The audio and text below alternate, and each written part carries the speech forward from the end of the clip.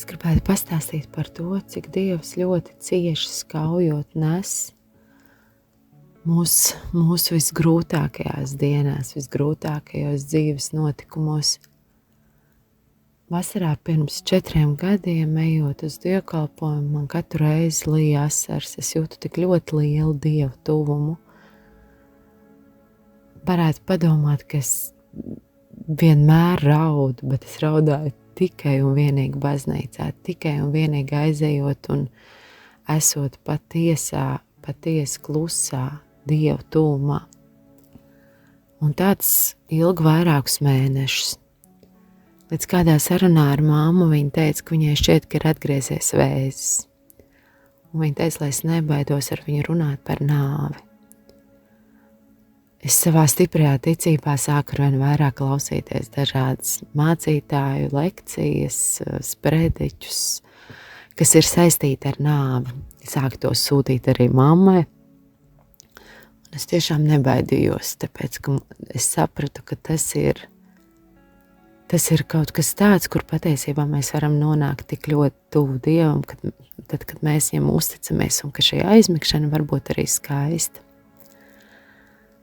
Iedrošināja mamma arī ļoti par to, ka mums ir jātic, un arī ja viņa ies un kaut kas atklāsies, Dievs dara brīnumus, un viņš var šīs visas slimības aiznest un aizskalot prom.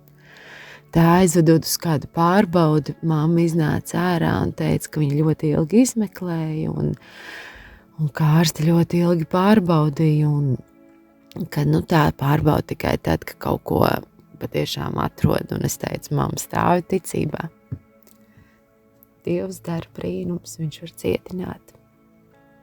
Tajā reizē saņemot analīžu rezultātus, patiešām mamma brīnījās, ka neko neatrada. Visā ilgajā meklēšanā nekas nebija atrasts. Bet laiks gāja, mammas veselība kļūst sliktāka, viņa ielika slimnīcā, un ārsts nevarēja atrast, kas ir pa vainu. Vaina bija galvā, bet ārsti nevarēja atrast šo vainu. Līdz kādā dienā bija ļoti smaga epilepsijas lēkme, un mamma palika nerunājama, nesteigājama. Tas bija ļoti smags laiks, bet tajā pašā laikā Dievs bija tik tuvu. Un Dievs man lietoja, lai es liecinātu citiem cilvēkiem. Sākumā es gāju uz slimnīcu, liku mammai austiņās rožu kroņu lūkšanas, liku dažādu mūziku kristīgu. Vēlāk, kad viņi jau pārveda uz palātu, kur viņa bija tikai viena, es sapratu, ka tie cilvēki, kas ik pa laikam tiek nomainīti viņai blakus, ka viņiem arī ir jādzird Dieva vārds. Kādā reizē ieejot pie mammas, pretī bija sieviete ar psihiskiem traucējumiem. Es sapratu, ka arī narkotikas bija pie vainas, un es kārtējo reizi uzliku skaļi lūkšanas. Viņa uz mani skatījās ar pārbolītām acīm, un tik ļoti varēja redzēt, kā sātans viņu vienkārši krata, un cik ļoti viņam nepatīk dzirdēt, ko viņš tur dzirdēja. Es skaitīju skaļi tēvreiz un teicu, sātani atkāpies. Un viņa beigās tā kā pilnīgi tā ieslīga gultā un palika mierīga. Un atnākot uz dievkalpojumu, mācītājs runāja par to, kā mums vajag liecināt citiem cilvēkiem, kā Dievs mūs var lietot pie citiem cilvēkiem. Un es šajā mammas slimības laikā to izjūtu tik daudz reizes. Šajā pat laikā piezvanīja mammas brālis un teica, ka viņš pārdevis viņu bērnības mājas zemes gabalu Latgalē. Un ka viņš grib iedot kādu naudu. Nekad nebija mums neviens pārskaitījis vienkārši tā pāris tūkstošus vai devis naudu. Un šī nauda man līdz pēdējām palīdzēja nedomāt par nekādu finansiālo pusi, kas saistās ar mammas ārstēšanu. Mamma slimnīcā bija 3 mēneši, un visu šo laiku es gandrīz katru dienu pie viņas braucu. Un katru dienu Dievs bija ar mani. Un katru dienu viņš man stiprināja. Es varu pateikties arī mammai par to, ko viņa bija darījusi mūsu dzīvē. Mamma bija arī ticīga, un pie viņas arī uz slimnīcu bija atnācis 2 reizes mācītājs. Un beigās, ka šī situācija jau bija tāda, ka, protams, Dievs var darīt brīnums, bet mēs zinājām, ka mammai ir jāaiziet, un bija tik skumji skatīties uz viņu šajā gultā. Es bieži vien viņai ausī čukstēju: mamma, ja es tevi jau gaidu. Jo es zināju, ka viņai būs vieglāk pie Jēzus, jo viņa tur būs gaismā. Un tur vairs nebūs ne slimības, ne skumji, ne raiži. Tur būs tikai gaisma. Neilgi pirms mammas aiziešanas, tad, kad mēs sākām tam gatavoties, ja mamma jau gulēja komā kādu laiku, aizbraucu uz dzimto pusi un gribēju sarunāt, jau paskatīties, kur mēs no viņas varēsim atvadīties, un satiku kādu meiteni, ar kuru arī bija tikai tajā laikā kāda saziņa, un es viņai pastāstīju par notikušo un teicu, ka man ir jāaizbrauc uz baznīcu, jāpaskatās, vai pie tās baznīcas nav kāda kontakta mācītāja, lai es varētu uzzināt, vai tur būtu iespējams no mammas atvadīties. Un viņa teica, es varu piezinīt mācītājiem, jo es šajā baznīcā darbojos, un es šajā baznīcā esmu puķu meitene, un es tev visu sakārtošu.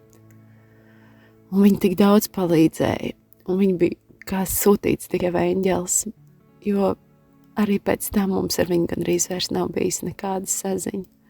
Bet tajā brīdī Dievs viņu bija sūtījis, lai palīdzētu visu sakārtot. Mammai bija viskaistākās atvedas, saules apspīdēts caur logiem. Mēs viņu varējām pavadīt pie Jēzus, un šajā laikā Dievs man bija tik tuvu, un es zinu, ka viņš man ne tikai nesa, bet viņš man nesot cieši skāva un teica, uzticies man. Tava mamma ir drošība. Es novēlu visiem uzticēties Dievam savos dzīves grūtākajos brīžos, savos sāpīgākajos brīžos, jo mēs neesam tur vieni. Un lai apkārt ir daudz cilvēku, bet dziļi sirdī mēs varam uzticēties tikai mūsu Dievam. Āmen. Mīļais debesu Tēti, Kungs Kristu, mīļais svētais gars, paldies, mīļais Dievs, ka tiešām Tu esi ar mums kopā ik brīdi, katrās vētrās, grūtībās, sāpēs. Paldies, Kungs, ka kopā ar Tevi mēs varam iziet cauri visam, ko dzīve ir piespēlējusi. Paldies, ka par Tavu ticības dāvanu, kas dod spēku paļauties un uzticēties Tev. Mīļais Jēzu, es lūdzu par ikvienu, kas klausās un šobrīd atrodas kādos dzīves izaicinājumos. Kungs, liec savu apsargājošo roku pār katru situāciju, lai mūsu nespēks Tavā spēkā parādās, un mēs varam atvērt sirdis, uzticēties Tev, ka Tu vedīsi cauri, un kopā ar Tevi katrs ceļš būs iespējams. Jā, Kungs Kristu, nāc un svētī. Jā, nāc, Kungs, svētais gars un samīļo katru, kurš ilgojas pēc Tava miera un palīdzības. Kungs Kristu, paldies par Tavu lielo mīlestību. Jā, ko varam piedzīvot, jā, ik brīdi. Jā, Kungs, dod spēku un paļāvību uzticēties Tev un kopā ar Tevi iet uz priekšu, kāpt pāri, jā, katram celmam un katram grāvim, Kungs, kurš ir ceļā, jo kopā ar Tevi mēs varam visu.